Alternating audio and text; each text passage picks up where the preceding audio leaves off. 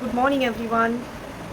আশা করছি সবাই খুব ভালো আছো। আমি চলে এসেছি আরেকটা নতুন স্কিন কেয়ার ব্লগ বা ভিডিও নিয়ে তোমাদের সঙ্গে। আমি তো তোমরা সবাই জানো যে আকাঙ্ক্ষার প্রোডাক্ট ইউজ করি। তো আজকে আমি তোমাদের একটা ফেস প্যাক এর কথা বলবো।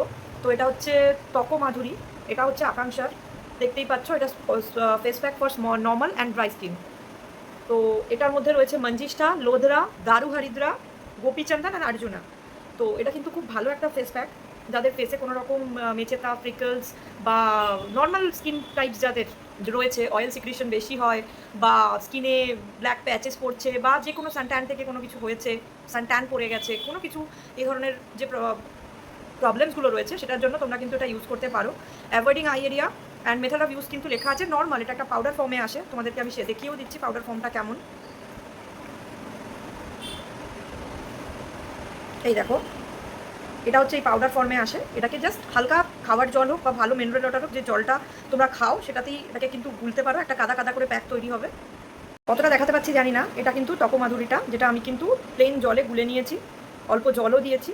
অ্যান্ড এটার সাথে তোমরা চাইলে, আমি ইউজ করি যেটা আমার যে তোমাদের সঙ্গে আগেও দেখিয়েছি, তকো স্নিগ্ধা, যেটা আমি ফেস পরিষ্কার করার জন্য বা ক্লেনজিংয়ের জন্য ইউজ করি।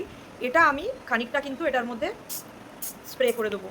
এতে কি হয় না, এটাও একটা ক্লেনজিং প্রপার্টি, অ্যান্ড ফেস প্যাকের সঙ্গে যদি এটা মিশে যায় গন্ধটাও ভালো লাগে। অ্যান্ড এটা ফেসের জন্য কোনো খারাপ তো কিছু নয়। তো সুতরাং এটা ইউজ করলে ফেসের ভিতরে যে ময়লাটা রয়েছে সেটা বার করে ফেসটাকে টান টান করে এবং আরও ব্রাইটেন করতে হেল্প করে।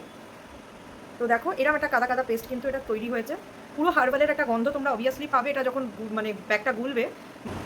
এটা কিন্তু এরকম লাল হবে।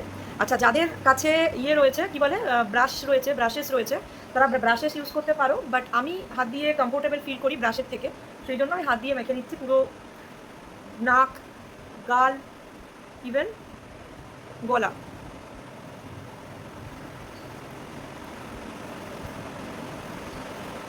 যতটা পোর্শন ওপেন ওপেন রয়েছে, প্রত্যেকটা পোর্শনে এটাকে ভালোভাবে কিন্তু লাগিয়ে রেখে দিতে পারো।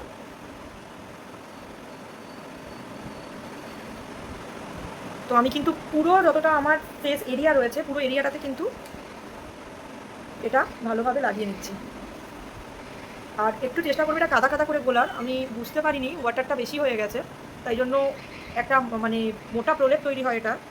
তো 15 মিনিট থেকে 10 মিনিট এটাকে জাস্ট ছেড়ে দেবে, এটা আপনা আপনি শুকিয়ে দেখবে।